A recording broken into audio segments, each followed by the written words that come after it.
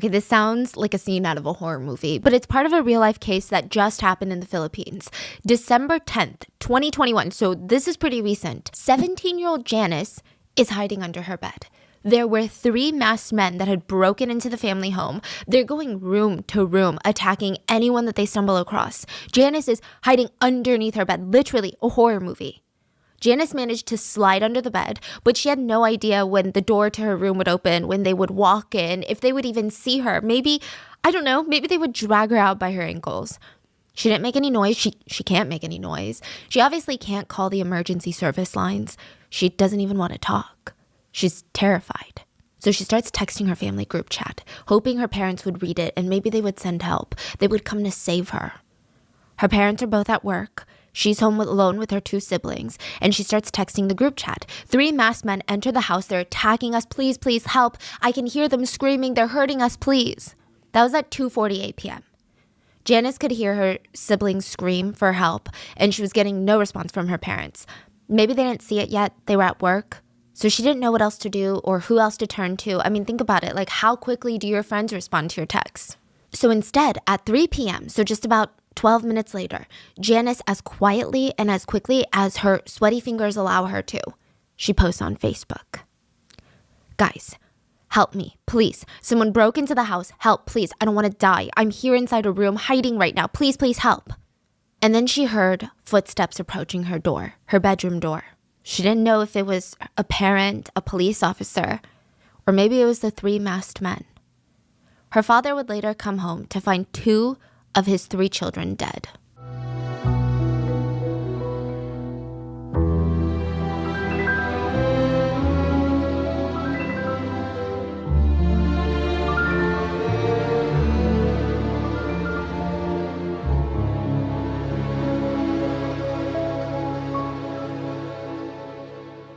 As always, full show notes are available at rottenmangopodcast.com.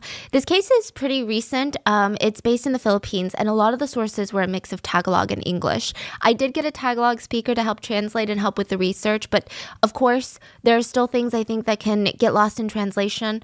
If you guys know anything about this case that I didn't mention today, please let us know. And with that being said, let's get into the very, very strange case that everyone is comparing to a very specific Hollywood horror movie.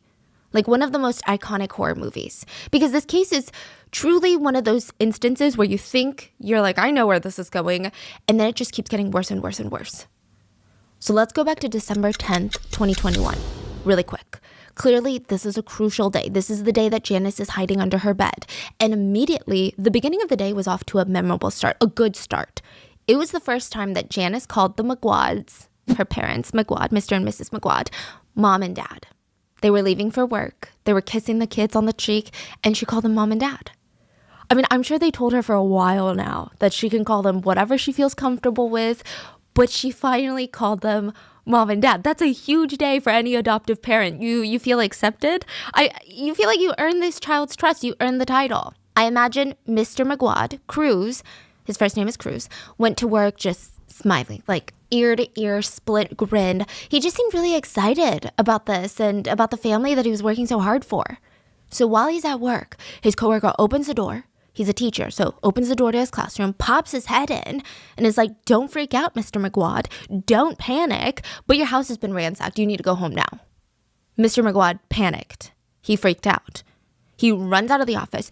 I think it took him about 15 minutes to get into his car, drive all the way home from the school, and there was no context given to him about what his coworker said. All he knew is that his house was ransacked and his 3 kids were at home, or they were supposed to be at home. He's terrified. He can't care less about the damn house. He just needs to get home for his kids, okay? He forgot his house key in the hurry because when he jumps out of the car, he runs to the front door and he doesn't have the key. He's shaking the handle. It's locked. He's pushing up against the door. It's still locked. It's not budging. So he decides, I got to try another door. He turns to leave the front door and he looks down because there's like a crunch underneath his feet. He realizes that at the front of the front door, just on the floor, is a blood-soaked blanket and a knife. The handle of the knife was also missing. So he tries... Just the blade part? Yeah, just the blade part. I imagine, and this is speculative, but I imagine that would happen if you were using the knife to do like very severe things for the handle to break off. There must be a lot of force applied in some sort of direction. I don't think anyone came in with just a knife blade. So he tries the front door again. And this time there's a stronger sense of, panic and distress after what he saw. He's banging on the doors, shouting his kids' names. 3 kids, nothing. The door won't even budge.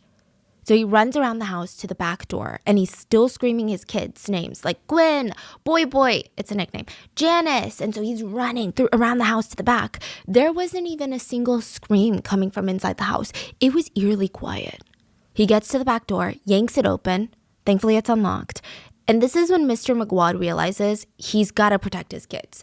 Okay, so of course, any father wants to immediately run into the house and scream his kids' names and frantically just look for them, making sure that they're alive. But he's thinking, if there's an attacker, if they're maybe holding my kids hostage so that they can't scream and shout, I gotta be quiet and maybe I can at least sneak up on the attacker. That's what he's thinking. He's like, maybe I can knock them out. So as quietly as possible, he starts tiptoeing through the kitchen. And the minute he steps into the living room, his entire life, at least how he knew it, just ended in that moment. The entire living room was painted red with blood. You couldn't even see the floor. That's how much blood there was. Broken vases that were knocked over. There were glass shards everywhere. Blankets were soaked in blood. They were just thrown around. Even things that didn't belong in the kitchen, like pans, pots, baseball bats, they were just in the center of all of this, and they were covered and soaked in blood. And in the middle were the bodies of 2 of his 3 children. They had been murdered. Whoever did this was clearly sick and deranged and angry. I mean, the injuries on the Maguire kids were really bad. One of them was even missing an ear. It had been severed off. Now, one of his children did manage to survive. But they were incredibly distraught, obviously. They had been hiding under the bed when the attack took place, and they heard everything, every noise coming from downstairs. In what was supposed to be one of the best days of Cruz Maguire's life, it was now like a living nightmare. Every time he closed his eyes, all he would see are the 2 kids laying in the living room. Before we get into who survived, how it happened, I need to give you a breakdown of the Maguire family. And it starts with 4 Maguires. The 2 Maguire parents, Cruz and Lavella, and their now teenage kids, Gwen and Louis. So it's the 4 of them. Until one day, Gwen and Louis, they're both teenagers, they come home. They're like, Mom, Dad, we gotta talk to you about something. They sit their parents down and in like the most professional Shark Tank proposal, concise, calm, well thought out presentation, they're telling their parents why they need a 5th member of the family, why they need to adopt Gwen's best friend, Janice. It kind of sounds crazy. It's like, no, we're not just going to adopt your best friend so that you can have a never-ending sleepover. That's not how life works. But the kids are like, Mom, hear me out. She's an orphan. She's been bouncing around from house to house. She is working as a live-in nanny right now, and she's never going to have a future like this. She hasn't even been able to go to school or study or have a childhood. She's constantly working. And then the minute that the family decides they don't need a nanny anymore, she's going to be out on the streets. She's 17. She was forced to grow up when she was like 5 years old. Please, please, please. Can we just let her move into our house? And she said that she would cook and clean and do the laundry and all of this. And we don't even have to pay her. She just wants to feel safe. Please, please, please, please, please. Parents are like, okay, wow, this is really intense. Do you know how old they are? Yes, Louis, the boy, is 16 and Gwen just turned 18. Oh, okay. So they're all teenagers, yeah. Like teens, yeah. And the parents are like, I don't know, guys. We don't even have a spare room. The 16-year-old Louis, the boy, is like, well, I could just sleep on the couch. Like, I'll give up my room. Wow. I mean, a 16-year-old boy to give up his room, that's very, very selfless. He's like, come on, guys. Like, you always told us we have to help our friends in need. Like, come on, Mom, Dad. They're begging, and they're like, let us have a private conversation about this, because this is a lot. And the few points that they keep coming back to as adults are, Gwen's friend Janice was just a kid, just like their kids. She deserved a fighting chance at life. They had seen her around and yeah, she looked miserable. Also in the Philippines, just like everywhere else in the world, when a young woman doesn't have the proper resources or support system, there's a very real risk that they might end up on the street. And once that happens, it's very likely that she could potentially be forced into work or worse.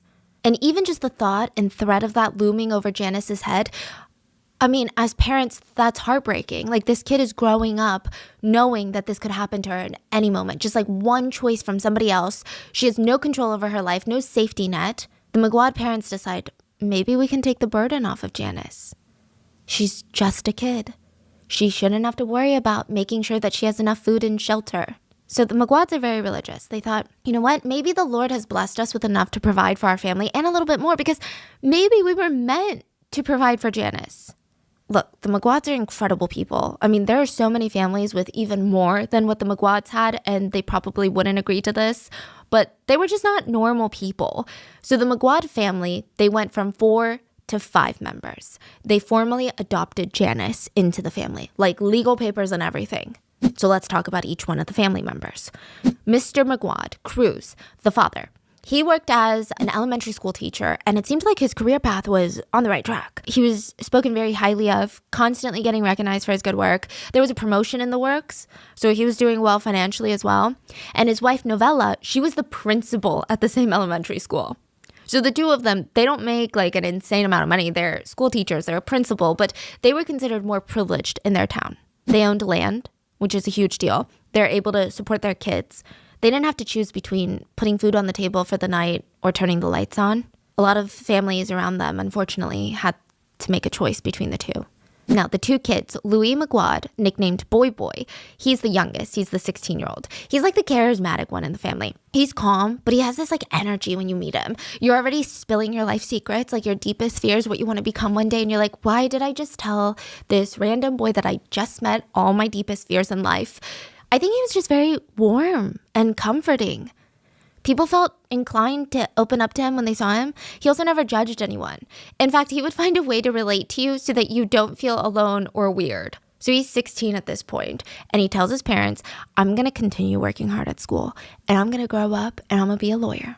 This is a huge commitment to make at 16 years old, but he was down for it. Okay, I don't know, just reading about Louis, he seems like the type that I would be very intrigued by. Like, he's very smart, but he's also very creative. He plays the guitar, he likes to read and draw.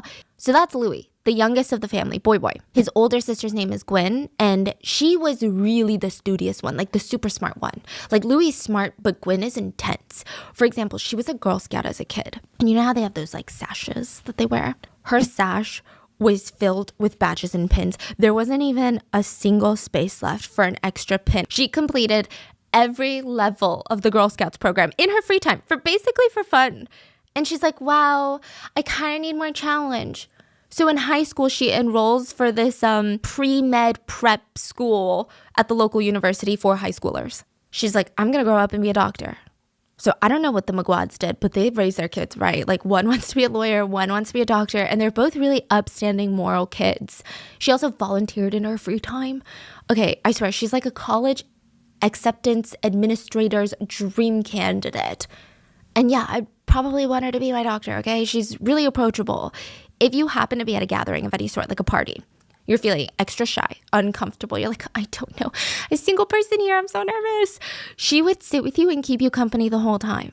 Okay, you know how some people will come and sit with you and they'll chat you up, but the minute that someone more interesting comes in or a friend of theirs comes in, they ditch you. They're like, okay, bye, have a good one. Gwen was not like that. She would sit there until you were comfortable. She would be there with you the whole freaking time. That's how she meets Janice, her best friend, and now adopted sister. The Maguires are really well liked, and they're constantly being invited to these social gatherings. Now, one of their close family friends had a live-in nanny that would tag along to all these dinners and parties and just kind of run after the family's kids. So she's a live-in nanny for one of the Maguires' family friends. So she's brought to these parties on a working basis. You know, she's running around looking for the little kids that she's supposed to watch. And there's a bunch of other teenagers there that are just teenagers, like Gwen and Louis. They're there because it's fun and it's a Saturday, but she's working. And Gwen noticed her on more than one occasion. Mainly because, you know, Gwen's like, she looks like my age. She must be my age, but wow, she's working. So Gwen strikes up a conversation with her, and they instantly click. Janice is a year younger. She's 17. Gwen just turned 18. And the two of them are like attached at the hip after the first time they start talking.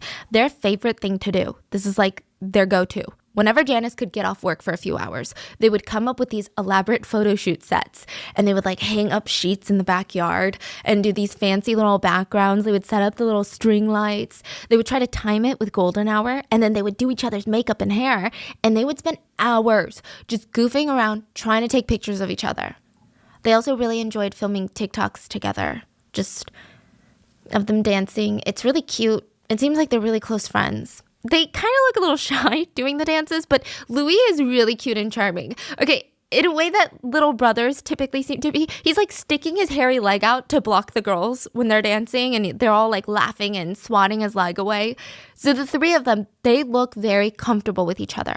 So it's like once they're comfortable, Gwen feels like she can finally ask, the question, like, why are you living nanny for this family? Like, you don't seem to enjoy it. Do you need to make money for your parents? Like, what's going on? You can tell me, or if you don't want to, you don't have to tell me. Janice opens up and she says, well, I don't have parents. And she starts walking Gwen through her life story, and it's pretty heartbreaking. Janice said her first real memory started when she was like 8 years old. Before that, she doesn't really remember much. She just remembers she's 8, and a stranger found her wandering around a ship by herself, like a giant boat. Not even like a cruise, like I'm talking like a shipping container boat. Her parents were nowhere to be found. I don't know, they may have lost her, but more likely Janice believes that they just completely abandoned her. The stranger was nice and thankfully not a child predator, because they helped post Janice's name and picture on Facebook. Okay, I don't know if that's a good idea, but you get it. And they were posting on online forums to see if her parents were looking for her. Nobody ever responded. Finally, Janice is dropped off at the Philippines version of CPS, the Department of Social Welfare and Development. We're just going to call it DWSD. And that's where Janice stayed. So she's bouncing around from home to home. And then recently, she was offered a job as a live-in nanny for this young family.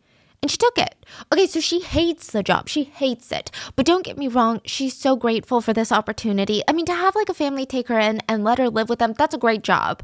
It's sad though. She like gets to see these young kids live this amazing life with a family that care about her. She sees Gwen and all the teenagers at the gatherings being, teenagers. They have stress, but it's different. They have parents to comfort them. She told Gwen one of the things that she wished for the most growing up. She just wished that she could run around with kids. She wished that when she was running around, she would fall down, scrape her knee, and she could just have a mom to run to that would hug her and put her on her lap and blow on her knee and tell her, it's okay, I got you. I mean, even now, Janice said she wished that all she had to worry about was getting good grades and getting accepted into college and not getting fired and being without a home and having nothing to fend for herself. So Gwen is really emotional when she hears Janice's story. I mean, for one, she had come to see Janice as her sister. So to hear about how hard her life was, I mean, it was rough. But another reason was, I'm sure it touched on the privilege that Gwen felt like she had to know that she was lucky enough that she could always depend on her parents to be there. So like, side note, Gwen's parents, they're not like free-for-all parents. They're not showering her with amazing, luxurious items and like letting her do whatever she wants. Just because they were doing okay didn't mean that they were spoiling the kids. Each member of their family, they had their own set of chores. Everyone had to pitch in. The kids had to study. They had to get good grades. Everyone had to be responsible. They had to go to church on Sundays. Like, there were a lot of rules. They were actually pretty strict parents. But Gwen and Louis had come to really respect their parents for that. They really were raised really, really well. Like, I think the fact that Gwen and Louis are even comfortable enough to ask their parents to adopt Janice, that just shows you how tight they are, how close they are. So Janice moves in.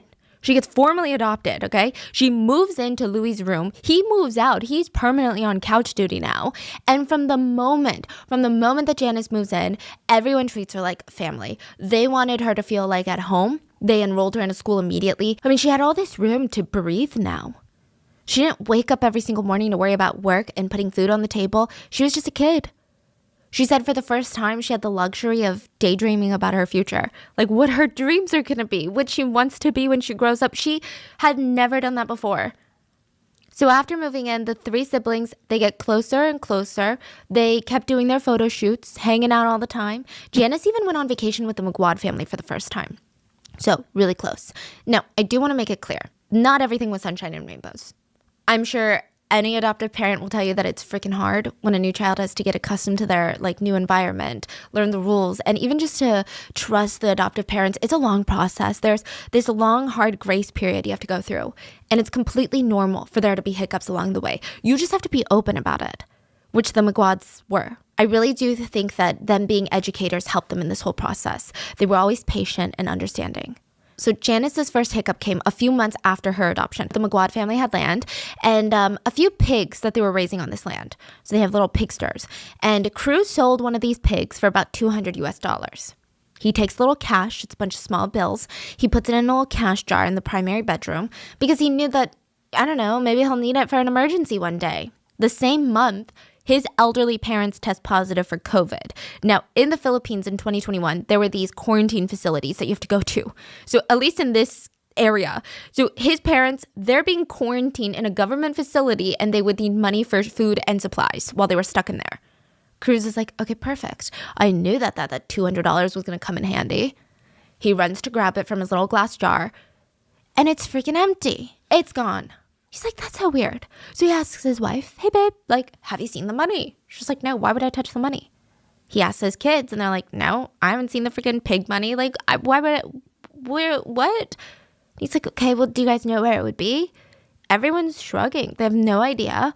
They all start helping Cruz search for the missing money. Cruz even wondered if maybe thieves had gotten into the house to take the money, but that didn't make sense because nothing else was stolen. And usually someone was home, so wouldn't they have known? They also have these big dogs that bark like crazy at strangers. So he's genuinely puzzled by this.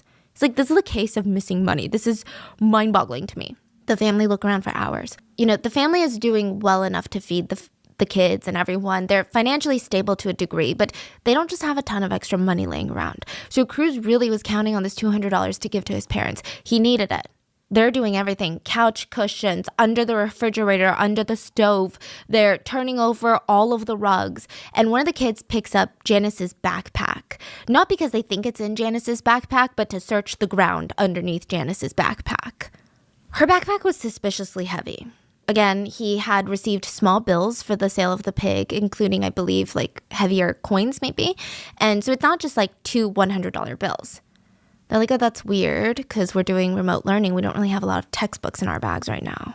So they thought, what the hell? Why is her backpack so heavy? But they didn't accuse her.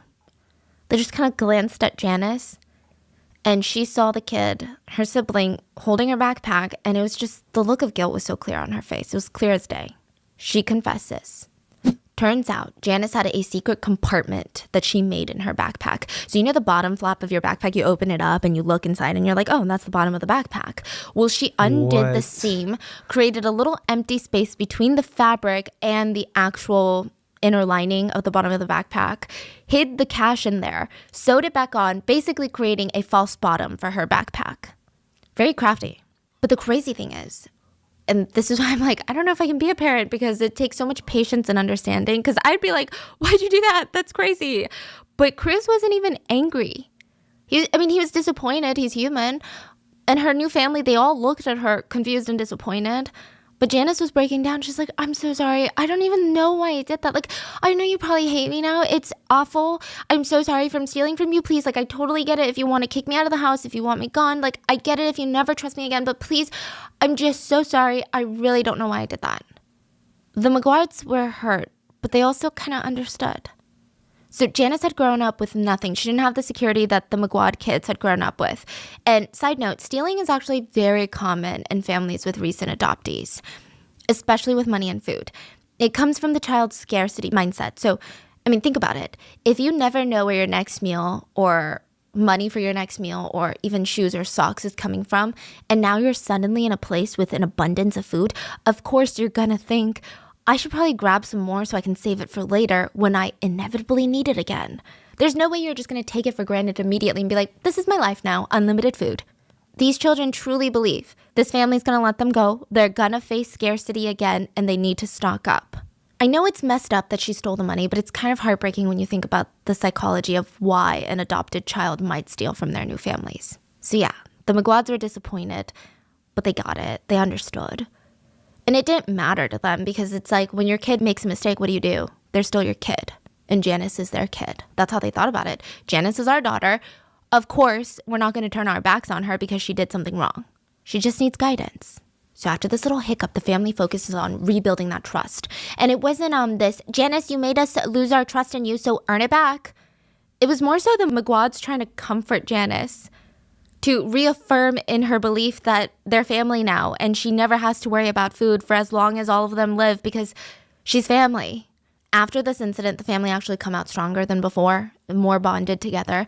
Gwen started tutoring Janice when everything went into remote learning. And December 10th of 2021, before the Maguire parents left for work, Janice turned to them and called them mom and dad. It was supposed to be a very, very, very good day. But there was a problem. Janice, their adopted daughter, whom they thought was legally categorized as an orphan, meaning without parents. Well, it turns out, Janice wasn't even an orphan. In fact, she was regularly communicating with her mom on Facebook.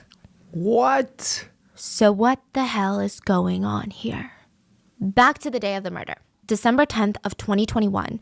I'm not sure how Cruz's coworker knew that the family home had been ransacked. Maybe he saw Janice's Facebook post or someone he knew had seen it. But Cruz rushes home, finds 2 of his children dead in the living room. He tries to check if there was anything, a small pulse or anything, but there was nothing. It said Cruz dropped to the ground and he cried out. He's religious. He cried out, "Lord, why did you have to take both of them? Why do I have to lose both of them? Why?" And then he collects himself as best as he can because he's still a father. He has to look for his 3rd child.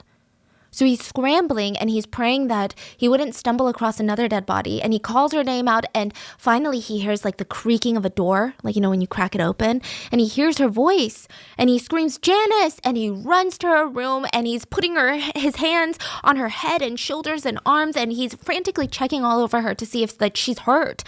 She wasn't hurt, but she's dripping wet. And for a split second, he was panicked that it was blood. But it wasn't. It was water. We're going to come back to this His detail. clothing too? Her hair is like soaking wet in water. He made sure that she was okay, rushed them out, and he kept asking her, "Are you sure you're okay? Are you hurt? Why is your hair wet? Are you sure it's not blood? Are you bleeding anywhere?" Janice is like hyperventilating. She's explaining 3 men came into the house. They attacked Gwen and Boy. She had enough time to run into her room. She hid under the bed. She was so terrified. The screams were so loud. There were so many screams. She was so scared. She knew that she couldn't help her siblings and she didn't know what to do or how to even do it. And then finally it went silent. She didn't know what to do. She was so stressed. She was having a panic attack. So the only thing that she could think to do in the moment was take a bath. Take a bath? Yeah, okay, so this whole bath thing is interesting, but we're gonna come back to it, okay? It's just very odd, because, you know, I know what you're thinking, and maybe we're on the same page, let me know, but I feel like a bath is very vulnerable. Like, when you're in a bath, you're naked and in a slippery, wet tub, defenseless. It just feels like the last thing you want to do in a situation where your environment doesn't feel secure. But again, people grieve differently. They respond to shock differently. Maybe she was in a state of shock where even her brain wasn't registering because, you know, our brains like to protect ourselves. Yeah, I can't imagine like bath and shower, because even shower, like you close your eyes, you're in the water, you can't hear things well. And then you got to get the towel. Like that's a horror movie. And then bath too. It's just not, none of that makes sense. And then the water filling up the tub is really loud typically. And it takes a while and you're like, oh my God, I'm so nervous. So Cruz comforts her. And honestly, he stayed strong for her because 2 of his children are dead. He keeps it together so that she doesn't break down further. He felt like she had already been through enough. Mrs. Maguire Lavella arrives at the scene just after the police, and she sees Janice standing there, soaking wet, crying. And she rushes up, she hugs her, and she's like, "Oh my God, thank God you're okay. Are you all right? What happened? Where are Gwen and Boy?" Cruz was the one to tell his wife and the mother of his children that their 2 kids were dead. Mrs. Maguire Lavella is an elementary school principal. She was very loved for being this soft-spoken person. When you're an elementary school principal, you have to be calm, collected. You have to know what to do in the event of a crisis. You have to know how to handle these things. Kids, parents, staff, literally everyone trusted her to know what to do in every situation. But in this situation, there's like no answer. There's no solution. And it said that Mrs. Maguire completely broke down in every sense of the word. She was a broken woman and a broken mother. And I think Cruz, seeing his wife break down to the core like this, he had been holding it in for Janice. I think just seeing the devastation in his wife, he broke down. And so the 3 of them, they're outside the house crying in each other's arms, and the Maguire house was taped off as a crime scene. The police were really busy inside. They found like an abundance of evidence in the living room, just scattered everywhere. There were a few different things that could have been used as murder weapons. So there was this bloody baseball bat, a hammer, a few kitchen knives, including the one near the front door, pans, pots, shattered glass bottles, and they had to log all the evidence, take it all in, and they tried to match the weapons with the injuries on the siblings. Gwen had been stabbed to death, and it seemed very personal. And we know this through all the cases that we've covered over the years, but when a killer stabs a person in the face, it's typically incredibly, incredibly personal. There is a level of hatred and cruelty, and oftentimes it can indicate that it comes from a place of jealousy. Like, that's typically when you see that extensive injuries on the face and her chest and abdomen, but a lot of wounds on her face, which you don't see necessarily in all stabbing cases. So the chest and the abdomen and sometimes the back, those are pretty common areas. Yeah, because face is not to kill, right? Face is just so personal. And again, to ruin someone's face, a lot of experts believe it stems from jealousy. So keep it in mind later. Gwen was stabbed multiple times, just face, chest, abdomen. She was missing an ear. She had wounds all over her arms and hands, indicating that she fought till her very last breath. Her hair was completely matted with dried blood. Louis' body was just as bad. The police counted 51 stab wounds on his body. Let me repeat that. 51 stab wounds on a 16-year-old's body. How can anyone ever hate a 16-year-old so much to stab them, I mean, even once, but 51 times? Like, it doesn't make sense. Their bodies were so badly damaged, the morgue workers had to physically sew the teenagers back together before their parents could hold a funeral. The investigators that were looking into the case, their initial working theory is that, okay, attackers came into the Maguire house since, they're going off of Janice's statements as well as the evidence. Maybe the attackers, they were looking to target one of the better off families in the area. They most likely thought that the house was going to be empty, but they came across the 3 Maguire children and all hell broke loose. That was the running theory. That was the very initial theory. But when they're taking log of everything at the crime scene, just laying around in plain sight, there are so many objects of value. TVs, phones, laptops. I mean, if these are thieves that are willing to kill teenagers, innocent children, I feel like they would steal on their way out. And it's not like they were hearing police sirens on their way. So very quickly, the angle of burglary gone wrong, it was dropped. The next runner-up as a theory was a family dispute over land. So Lavella had siblings, and there have been reports prior that Lavella and her siblings had gotten into these fights over land.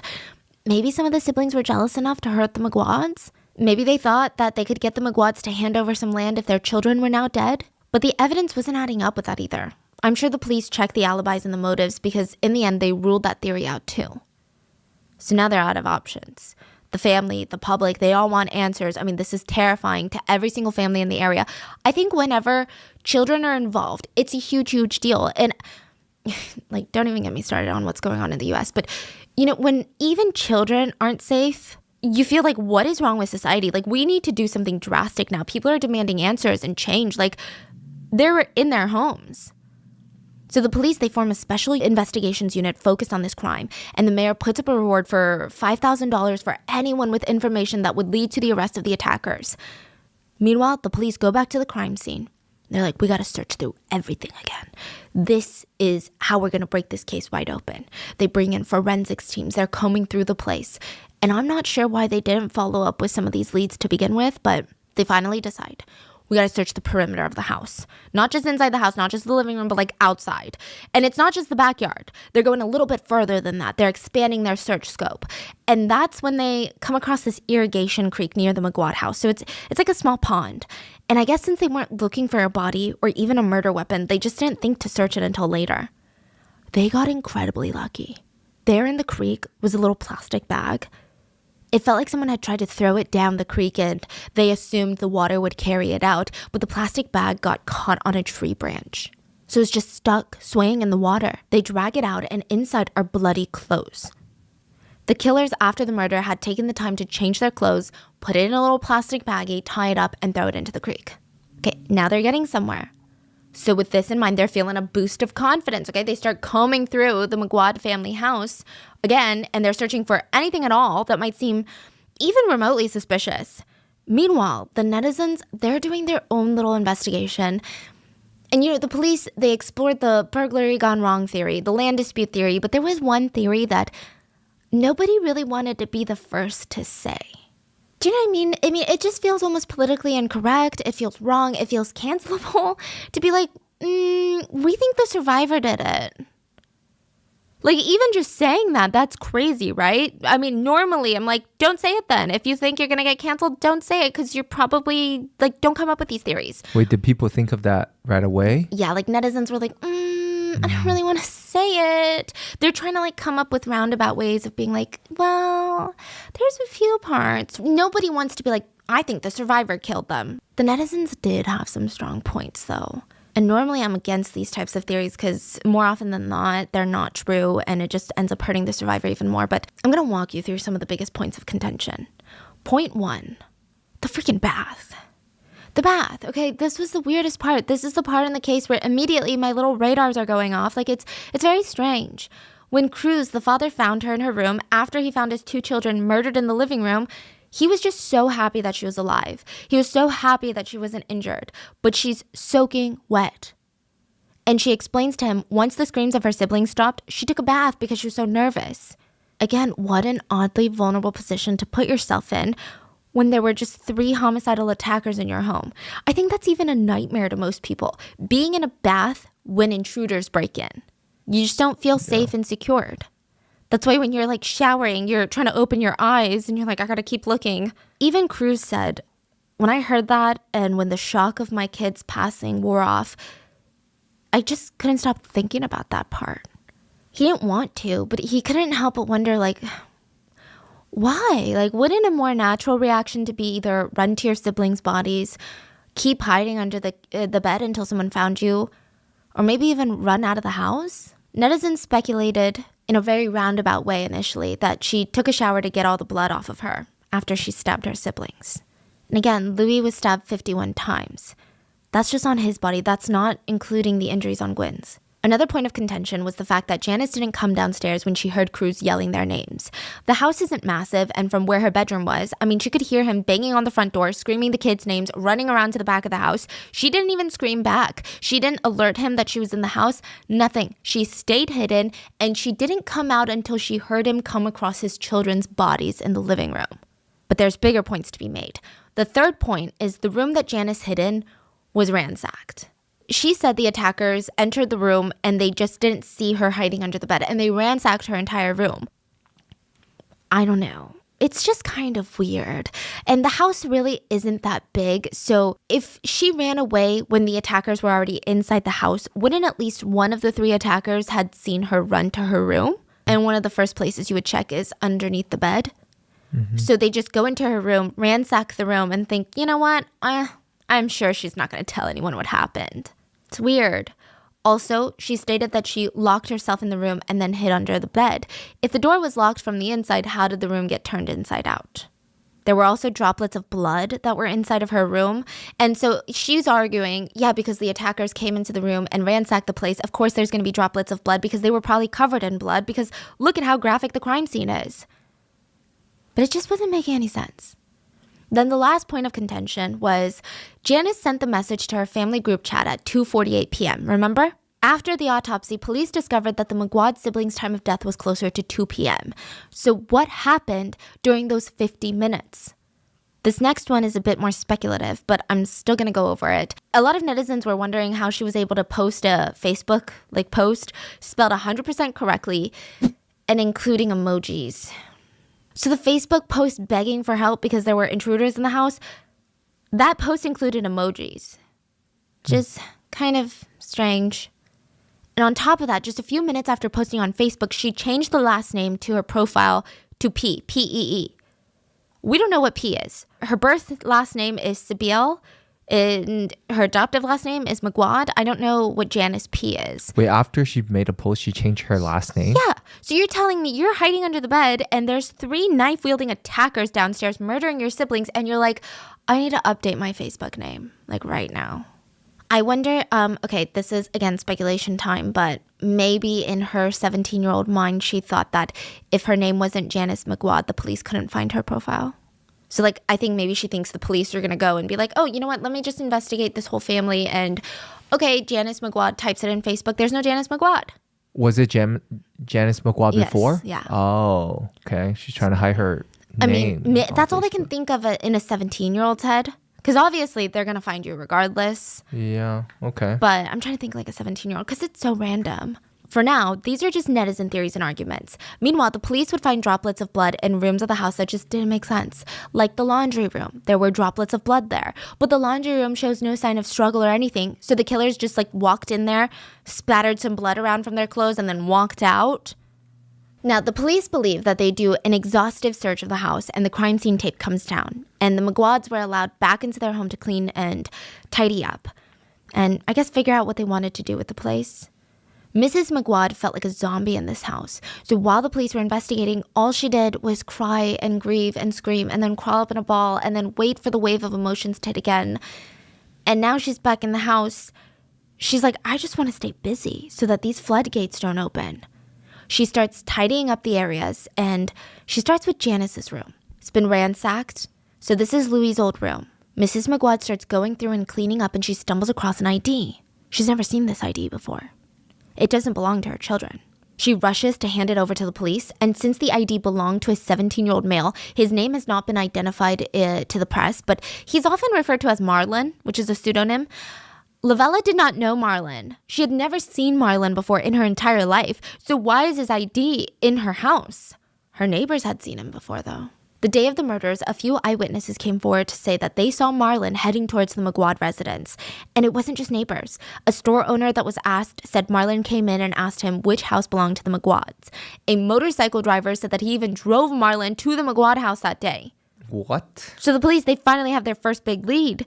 And since Marlin's ID was found in Janice's room, they bring her in and they start questioning her. And when I say questioning, I mean that in the lightest sense possible. They're not interrogating her. They're just like, hey, we found this ID in your room. Do you recognize it? Like, do you know who this person is? Wait, are they suspecting her at this point? Oh, okay. They're just like, oh, like we found this in your room. Maybe it's Louise. Like maybe Louis had a friend, but we just want to know if you know.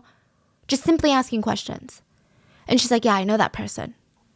They're kind of taken aback. I don't think that was the answer that they were expecting. They're like, oh, you know this guy? Yeah, I know him. And she breaks down and she says, I had something to do with the murders. In that interrogation room, in the presence of a lawyer, Janice admits that she and one other accomplice were the ones that murdered the Maguire siblings. Look, the admission itself was never released. All we know is that she admitted to it, but we don't know how active of a role she took. We don't know if she participated in the physical killing. I think most people suspect that she absolutely did, but we don't even know who her accomplice was, beyond the fact that everyone calls him Marlin. And that's not even like a nickname. That's just an online pseudonym for him. But is he caught though? Yeah. So her and the 17-year-old, they're both caught. We know that he's 17. He works for the church. He worked as the person that sets up the church hall before service begins. And that's really the extent of what we know about him. We don't even know how the two met, what kind of relationship that they had. Netizens suspect that they were dating, which normally that sounds like a good theory, right? But it's weird because Janice's Facebook, she had pictures with another guy that she would refer to as her boyfriend, and it's not Marlin, apparently. Speaking of Janice's boyfriend, the police were able to track him down. They questioned him, make sure that he's not involved somehow. He wasn't. But he did say something that struck me as really weird, really interesting. He said that he saw Janice's Facebook post that day of her freaking out that there were intruders in the house. He saw it. He called her. She actually picked up the phone. But she didn't answer. She didn't respond. It was just like silent on the other line.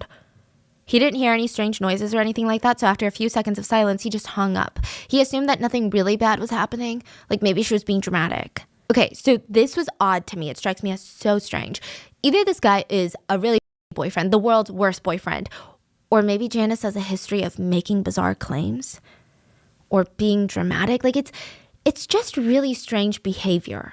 I can't imagine a world where your loved one or anyone posts like that on social media and you're just like, oh, well, it was silent when I called them. They're probably fine.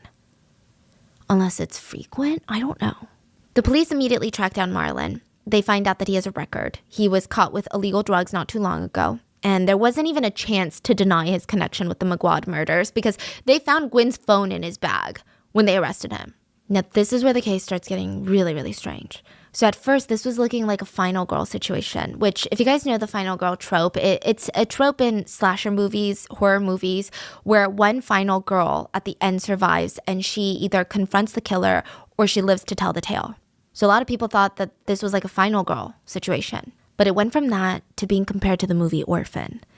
Do you know which one I'm talking about? It's about this husband and wife who adopt a 9-year-old girl after they lose their baby. But the 9-year-old turns out to be a 33-year-old woman who is just hell-bent on killing the entire family. Side note, I know the movie Orphan was very controversial. A lot of adoption groups hated the depiction of murderous adoptees. And I think that there was even speculations that it affected adoption numbers for like a year or two. I don't think I can really give input on that or anything involving adoption because I don't know, I guess I was always in the belief that adoption is really good, but then recently I was seeing TikToks of adoptees saying that they feel a lot of resentment towards adoption centers and groups and their adoptive parents, and I'm like, okay, I know nothing about this world to say anything, but this case has been compared to the real-life Orphan, and I just want to put a disclaimer. Just like any other case, there's bad people everywhere. Like you're going to take a group of people, you're playing a numbers game. There's going to be an evil man, an evil woman, an evil adoptee, an evil religious leader, an evil politician. They're all kind of evil in that little area, but you know what I mean? So don't take this case or any case as like, oh, this is why I'm scared of these people or these situations. So anyway, people pointed out the similarities between this case and the movie. Both girls were adopted by a family that was kind-hearted, financially stable. Both girls disguised their hatred and jealousy with like this super fake, sweet facade. But the similarities kind of end there. Janice is not an adult. Janice was a minor when she committed those crimes. So she was a child who killed 2 other children, just so that she could be the only child left. Is that it? That's it? That's the theory. We're gonna get to it. So, I mean, again, I do see why people keep comparing the 2 cases. It's human nature to draw these connections, but I will say, unlike the movie, Gwen and Louis were very real. Like, these are real people. So the Maguires thought Janice was a troubled orphan, looking for a chance at a better future, right? That's what they thought. But she wasn't even an orphan. Her parents weren't dead. They didn't abandon her. They weren't gone. In fact, she was still in contact with her mom at the point that she was adopted by the Maguires. Okay, Janice was born to a pretty rough environment, though. That much was true. Her parents, Michelle and Juanito, they didn't have much. Most of their meals growing up as a family consisted of just eating sweet potatoes, not even 3 times a day, like maybe once every 4 days just to feel full. Sometimes they would eat sweet potato leaves if they didn't have any more sweet potatoes left, or they would ask their neighbors and beg them for rice or eat almost rotten bananas. So Janice did not have a normal childhood. She was never carefree. Her dad was always getting drunk and upset that they didn't have money. And Janice was found on a boat in 2013. Now, it's hard to say if she was abandoned, like she claims, or if she left her family willingly. But she's found on the boat. She lies about not having parents. Maybe she was embarrassed. Maybe her parents were dead to her after everything that happened. I don't know. I think this part we can sympathize with, right? Like her childhood. And maybe even the fact that she lied to everyone about her parents abandoning her. In a way, maybe she did feel abandoned by them. Either way, it's speculated that she just wanted to be taken in by the Maguires. But all this trauma, all this hurt started resurfacing when she saw how loving the Maguire family was. She saw how they doted on Gwen and Louis and they protected their kids and loved them and helped them grow into good people. And Gwen was beautiful, smart, kind, and it's suspected by netizens that Gwen was everything that Janice wanted to be. And so the more comfortable that Janice got with the privilege that the Maguire family could give her, the less content she was getting. The Maguires were loving, but they were strict. So when Janice was adopted, she got her own house duties and chores, just like Gwen and Louis had. And this isn't some like Cinderella situation where they're giving her all this work and they're like, you're the adopted kid, you better do it all. The Maguires were fair. The problem, though, was Janice was used to living by her own rules now. She just wanted all the positives of living with the Maguires. She didn't really care for the negative parts. She also saw how much the Maguire parents adored Gwen and Louis, and she didn't like that. But the crazy thing is, they gave Janice the same love. Like, from the minute that they adopted her, Janice was treated like a member of the family, to an extent where people around them thought that Janice was a cousin that they had taken in. But Janice was not content.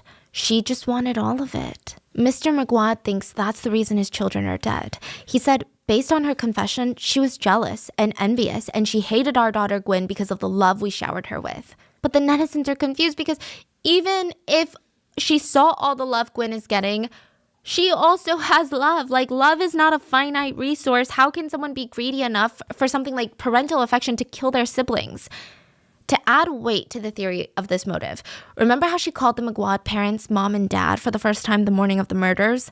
Now in hindsight, that could allude to her jealousy and her belief that she would soon be their only daughter. Yeah. And I think it's the feeling of maybe Janice felt like she could never compete with Gwen and Louis because these are the birth kids. And so maybe she felt like the only way to truly be their daughter was to get rid of the birth kids. So Janice admitted to being involved in the murders, and the theory of why she did it is still being debated, but I feel like up until this point, even for the Maguires, it felt, okay, it doesn't feel excusable or even understandable, but from a psychological standpoint, it seemed, like, you know what I mean? It kind of made sense psychologically. Not in the sense that any murder makes sense. Like, all murders are senseless. But I guess psychologically speaking, everyone was like, I think I can connect the dots. I think I see where this is going. Everyone's like, oh, she's feeling this intense jealousy, never having loving parents. She wants all the love to herself. She's intensely jealous. This is the only way to not be in competition with the birth kids. She gets them out of the picture. That's what we thought. And then the police find text messages in her phone.